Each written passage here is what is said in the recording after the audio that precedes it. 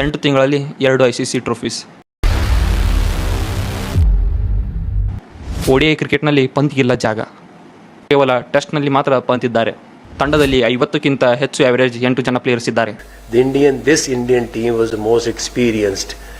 They have all together almost 1500 games together, and the Pakistan is on the bottom. Early 70 West Indies, early 90 Australia. ಸದ್ಯಕ್ಕೆ ಭಾರತ ತಂಡ ಇಡೀ world ಕ್ರಿಕೆಟ್ನ dominate ಮಾಡ್ತಾ ಇದೆ. ಮುಂಬರುವ T20 ವರ್ಲ್ಡ್ ಕಪ್ಗೂ ಭಾರತ ತಂಡ ಸಜ್ಜಾಗ್ತಾ ಇದೆ. ವರ್ಲ್ಡ್ ಕ್ರಿಕೆಟ್ನ ಭಾರತ ತಂಡ ಹೀಗೆ ಡಾಮಿನೇಟ್ ಮಾಡ್ತಿರೋ ಕಾರಣಗಳೇನು?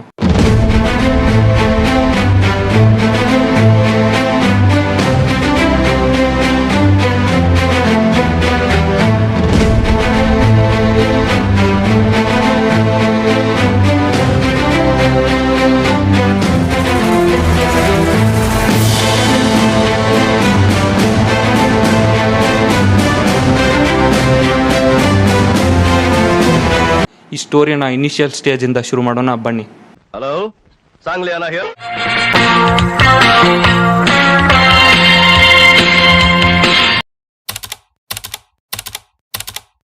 ಎರಡು 2013 ಭಾರತ ತಂಡ MS ಧೋನಿ ನಾಯಕತ್ವದಲ್ಲಿ ICC ಚಾಂಪಿಯನ್ಸ್ ಟ್ರೋಫಿಯನ್ನು ಗೆಲ್ಲುತ್ತೆ.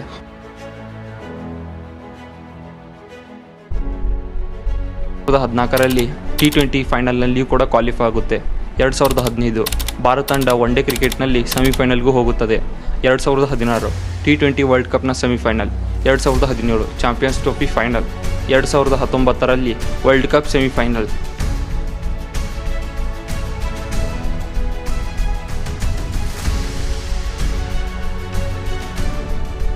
ಎರಡು 2022ರ T20 ವರ್ಲ್ಡ್ ಕಪ್ ಸೆಮಿಫೈನಲ್ನಲ್ಲಿ ಭಾರತ ಸೋಲುತ್ತದೆ.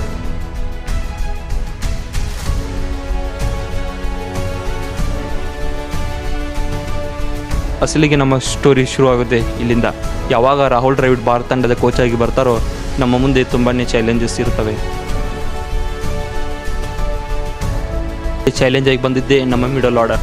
ಭಾರತ ತಂಡ ಕೇವಲ 2013ರಿಂದ ಹಿಡಿದು 2022ರವರೆಗೂ ಕೂಡ ತುಂಬಾ ಮಿಡಲ್ ಆರ್ಡರ್ನಲ್ಲಿ ಇನ್ಸ್ಟೆಬಿಲಿಟಿ ಆಗಿರುತ್ತದೆ. ನಮ್ಮಲ್ಲಿ 4, 5, 6 ಥರದ ಯಾವುದೇ ಬ್ಯಾಟ್ಸ್ಮನ್ಗಳು ಸರಿಯಾಗಿ ಆ್ಯಾವ್ರೇಜನ್ನು ಹೊಂದಿರುವುದಿಲ್ಲ. ಆಗ ಮಿಡಲ್ ಆರ್ಡರ್ನಲ್ಲಿ ಶ್ರೇಯಸ್ ಅಯ್ಯರ್, ಹಾರ್ದಿಕ್ ಪಾಂಡ್ಯ, KL ರಾಹುಲ್, ರವೀಂದ್ರ ಜಡೇಜಾ ಈ 4 ಜನ ತಂಡಕ್ಕೆ ಇಷ್ಟು ಕಾಂಟ್ರಿಬ್ಯೂಟ್ ಆಗಿದ್ದಾರೆ ಅಂದರೆ ತಂಡದ ಬ್ಯಾಕ್ಬೋನ್ ಕೂಡ ಇವರೇ ಆಗಿದ್ದರು.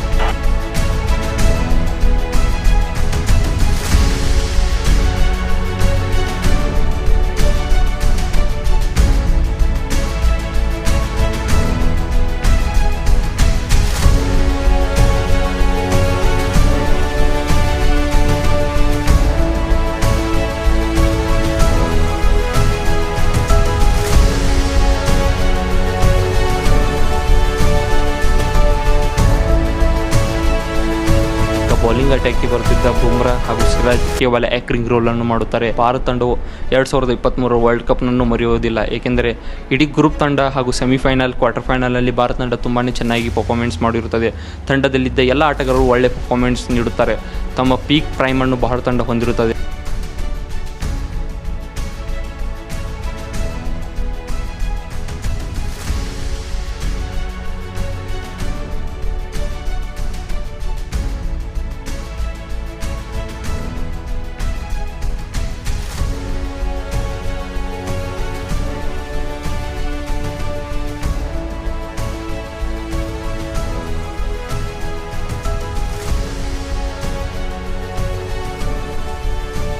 ನಾವು ಫೈನಲ್ ಗೆಲ್ಲಿಲ್ಲ, ಆದರೆ ನಮಗೆ ತುಂಬಾ ರಿಯಲೈಸ್ ಆಗಿತ್ತು, ಏಕೆಂದರೆ ನಮ್ಮ ತಂಡದಲ್ಲಿ ಎಲ್ಲವೂ ಸರಿಯಾಗಿತ್ತು. ಫೇಸರ್ಸ್, ಬ್ಯಾಟಿಂಗ್, ಬೌಲಿಂಗ್, ಆಲ್ರೌಂಡರ್ ಎಲ್ಲರೂ ಚೆನ್ನಾಗಿದ್ದರು. ಈಗ ನಮ್ಮ ನೆಕ್ಸ್ಟ್ ಟಾಸ್ಕ್ ಇರೋದು T20 world cup Barbados. Indies ಹಾಗೂ ಅಮೆರಿಕಾದಲ್ಲಿ ನಡೆಯುತ್ತಿರುವ ಈ ಮ್ಯಾಚ್ಗಳು ಭಾರತ ತಂಡಕ್ಕೆ ತುಂಬ ಚಾಲೆಂಜಿಂಗ್ ಆಗಿತ್ತು, ಬ್ಯಾಟ್ಸ್ಮನ್ಗಳಿಗೆ ಮಾರ್ಕವಾಗಿತ್ತು. ತಂಡದಲ್ಲಿ ರೋಹಿತ್ ಶರ್ಮಾ, ವಿರಾಟ್ ಕೊಹ್ಲಿಗೆ ತುಂಬಾ ಜವಾಬ್ದಾರಿ ಇತ್ತು, ಏಕೆಂದರೆ ಫೈನಲ್ ಸೋತು ಬಂದ ಆ ತಂಡಕ್ಕೆ ತುಂಬಾ ಚಾಲೆಂಜ್ಗಳು ಮುಂದೆ ಹೊಂದಿರುತ್ತವೆ. ಅವನು 2022ರಲ್ಲಿ ಹೀನವಾಗಿ ಸೋಲಿಸಿದ ಇಂಗ್ಲೆಂಡ್ ತಂಡವನ್ನು ಭಾರತ ತಂಡ ಔಟ್ ಕ್ಲಾಸ್ ಆಗಿ ಮಾಡಿ ಫೈನಲ್ನಲ್ಲಿ ಸೌತ್ ಆಫ್ರಿಕಾ ಹಾಗೂ ಇಂಡಿಯಾ ಮುಖಾಮುಖಿಯಾಗುತ್ತದೆ. ಆ ಮ್ಯಾಚ್ ಮರೆಯಲು ಸಾಧ್ಯವಿಲ್ಲ, ಏಕೆಂದರೆ ಸೂರ್ಯಕುಮಾರ್ ಅವರ ಆ ಕ್ಯಾಚ್, ಜಸ್ಪ್ರೀತ್ ಬುಮ್ರಾ ಅವರ ಆ ಮಿಡಲ್ ಓವರ್ ಹಾಗೂ ಹಾರ್ದಿಕ್ ಪಾಂಡ್ಯ ಅವರ ಆ ಬೌಲಿಂಗ್, ಕ್ಲಾಸಿನ್ ವಿಕೆಟ್ ಪಡೆದ ಆ ಥರದ ಕ್ಯಾಚ್ಗಳು, ವಿರಾಟ್ ಕೊಹ್ಲಿ ಆ ತಂಡದಲ್ಲಿ ನಮಗೆ ತುಂಬಾ ರನ್ಸ್ಗಳನ್ನು ಗಳಿಸಿಕೊಡುತ್ತಾರೆ. 75 ರನ್ಗಳನ್ನು ಹೊಡೆದ ವಿರಾಟ್ ಕೊಹ್ಲಿ ತಂಡವನ್ನು 180ರ ಗಡಿಗೆ ಸೇರಿಸುತ್ತಾರೆ.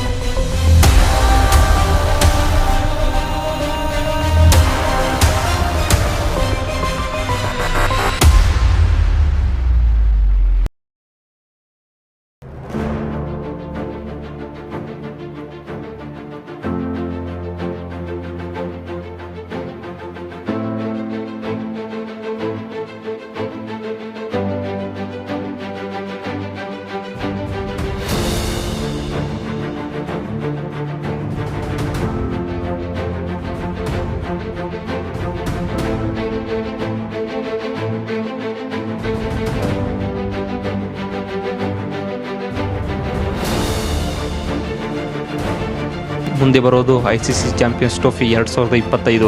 ಅದರ ಎರಡನೇ ಮ್ಯಾಚ್ನಲ್ಲಿ ಪಾಕಿಸ್ತಾನ ಇರುತ್ತದೆ. ಈ ಪಾಕಿಸ್ತಾನ ತಂಡ ನಮ್ಮನ್ನು ಫೈನಲ್ನಲ್ಲಿ ಸೋಲಿಸುತ್ತಾರೆ. ಆದರೆ ಈ ಮ್ಯಾಚ್ನಲ್ಲಿ ವಿರಾಟ್ ಕೊಹ್ಲಿ ಅವರು ಅಮೋಘ ಶತಕವನ್ನು ಸಿಡಿಸಿ ಪಾಕಿಸ್ತಾನವನ್ನು ಮಣ್ಣು ಮುಗಿಸುತ್ತಾರೆ. ಇಲ್ಲಿ ಭಾರತ ತಂಡವು ಆಸ್ಟ್ರೇಲಿಯಾ ತಂಡವನ್ನು ಸೋಲಿಸಿ ಫೈನಲ್ಗೆ ಸೆಲೆಕ್ಟ್ ಆಗುತ್ತದೆ. ಫೈನಲ್ ಮ್ಯಾಚ್ನಲ್ಲಿ ರೋಹಿತ್ ಶರ್ಮಾ ಅಮೋಘ ಬ್ಯಾಟಿಂಗ್ ಆಡುತ್ತಾರೆ ಹಾಗೂ 79 ರನ್ಗಳನ್ನು ಕಲೆ ಹಾಕುತ್ತಾರೆ. ಮಿಡಲ್ ಆರ್ಡರ್ನಲ್ಲಿ KL ರಾಹುಲ್, ಶ್ರೇಯಸ್ ಅಯ್ಯರ್, ರವೀಂದ್ರ ಜಡೇಜಾ, ಅಕ್ಷರ್ ಪಟೇಲ್ ಒಳ್ಳೆ ಪಾಯಿಂಟ್ಸ್ ನೀಡುತ್ತಾರೆ. ಆಗ 252 ರನ್ಗಳನ್ನು ಭಾರತ ತಂಡ 49 ಓವರ್ಗಳಲ್ಲಿ ಕಲೆ ಹಾಕುತ್ತಾರೆ ಹಾಗೂ ತನ್ನ 3ನೇ ICC ಚಾಂಪಿಯನ್ಸ್ ಟ್ರೋಫಿಯನ್ನು ಗೆಲ್ಲುತ್ತಾರೆ.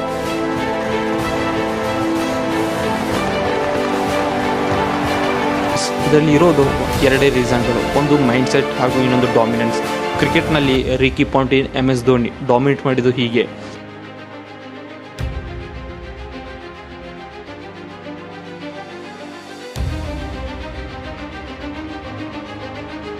ಇಪ್ಪತ್ತ್ಮೂರು ICC ಟೂರ್ನಮೆಂಟ್ ಮ್ಯಾಚ್ಗಳಲ್ಲಿ ಭಾರತ ತಂಡ 22 ಗೆದ್ದಿದೆ.